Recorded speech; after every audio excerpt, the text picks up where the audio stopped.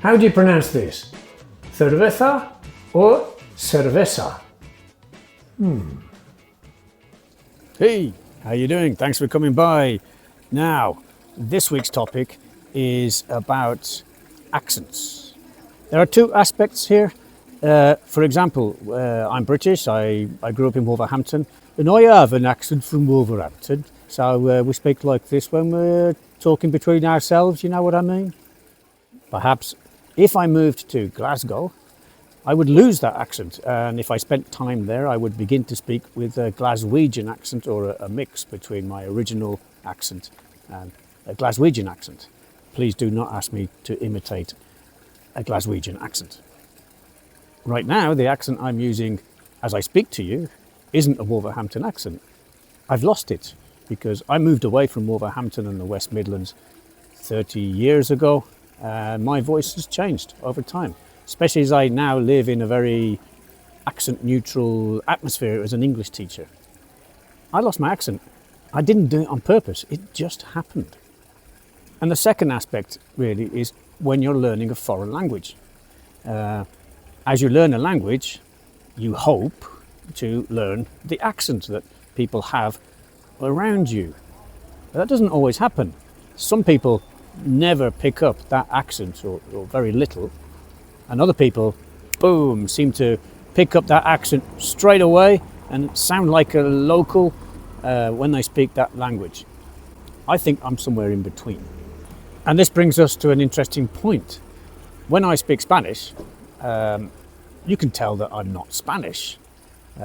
Maybe you don't know I'm British, but I'm definitely not German when I speak Spanish.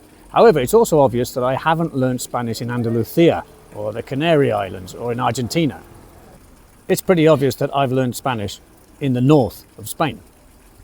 And sometimes people like myself who've gone abroad and learned a foreign language in their new home get criticised for not having the local accent when they speak the local language. And I think that's a bit unfair, because it's, we try very hard to learn the language.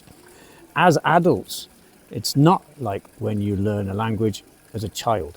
It's very different. So, what's your accent like when you speak English? Are you happy with it? Do you think you could improve it? I read a really interesting article recently which tried to find out why some people are better at picking up that accent in that language wherever they are. Part of it is if you have a musical ear, but there are many other factors. Let's find out more.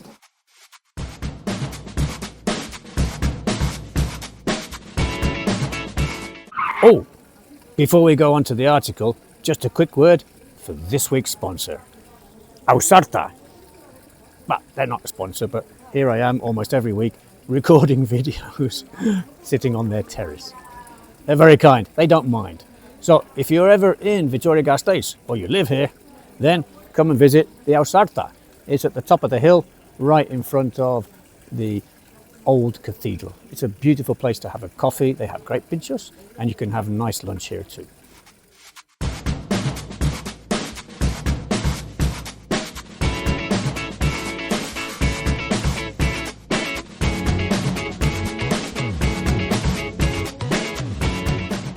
Have you ever wondered why you can perfectly memorize a language's grammar, but the second you open your mouth, you still sound like, well, you just stepped off a plane from your hometown? Yeah, it's a really frustrating feeling.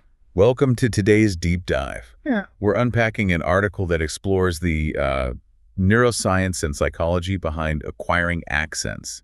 We're figuring out why you might effortlessly adopt a foreign dialect or stubbornly retain your native twang no matter how long you live abroad. And to really understand what's happening in your brain here, we first have to separate pronunciation from accent.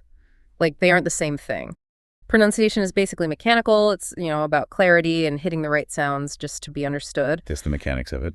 Exactly. But an accent is the distinctive rhythm and intonation. It acts as a linguistic fingerprint of your background. A linguistic fingerprint. I like that. But, if pronunciation is purely mechanical, why do some people's accents get permanently stuck? That's the big question. Yeah, like if it's just about putting your tongue in the right place, why can't we all just adjust our linguistic fingerprint? Well, the source labels these permanently stuck individuals as anchored speakers. And the primary biological culprit is the critical period hypothesis. The critical period. Right.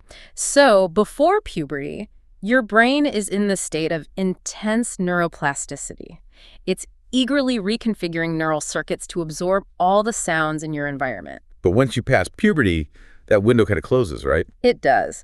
Your auditory system undergoes what researchers call perceptual narrowing. Wait, so the brain essentially sharpens its focus on native sounds, but weakens its ability to process non-native ones. Exactly. The neural networks controlling your speech motor commands become deeply entrenched. The article uses a great example for this. Imagine a British adult moving to northern Spain. Okay. The locals there speak with distinction, meaning there's a crisp difference between an S sound and a soft C or Z. Oh, like the word cerveza. Right, cerveza. An anchored adult's brain rigidly filters the motor commands needed to move the tongue and larynx into that new position. Oh, wow. Yeah, so they physically substitute it with the heavy Englishes and just say, cerveza. And there's also a psychological element at play here, too.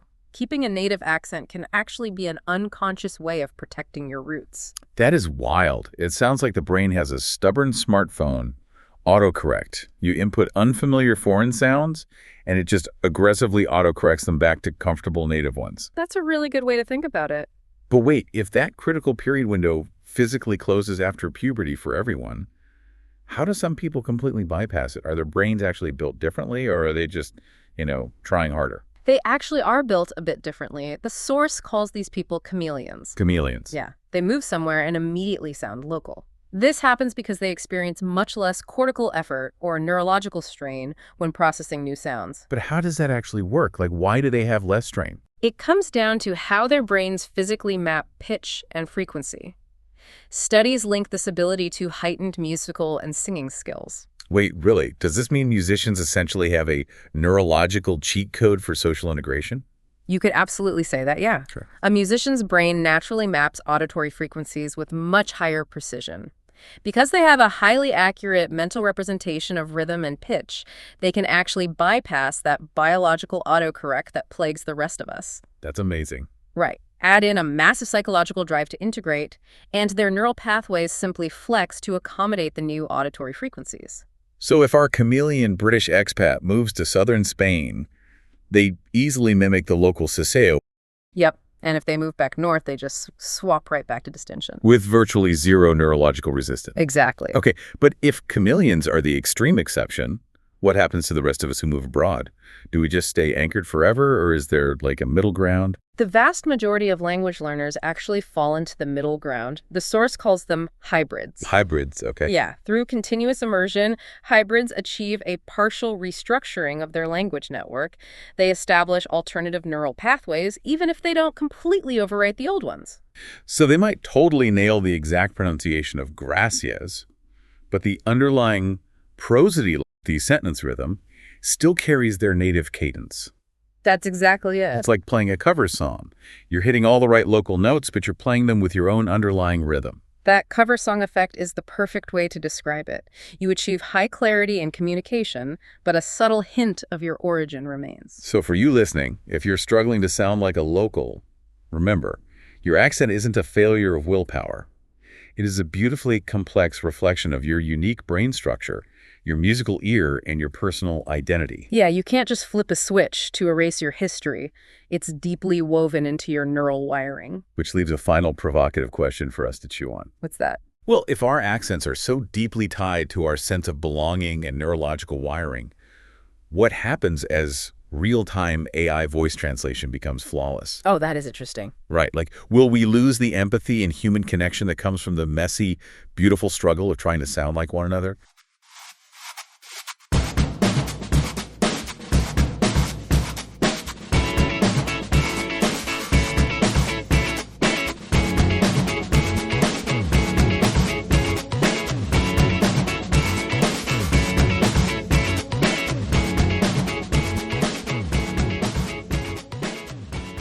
Chat about these questions and write down your opinions and ideas.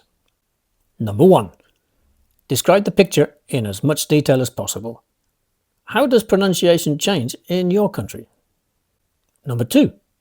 Is it better to learn a standard accent or a specific regional dialect? Are any accents better or worse? Number 3. Does your voice change automatically when speaking to different people? If so, try to explain why. Number 4. Does losing your original accent mean losing a part of your identity? Has it happened to you? Number 5. Which accents do you prefer or dislike in your own language and in other languages?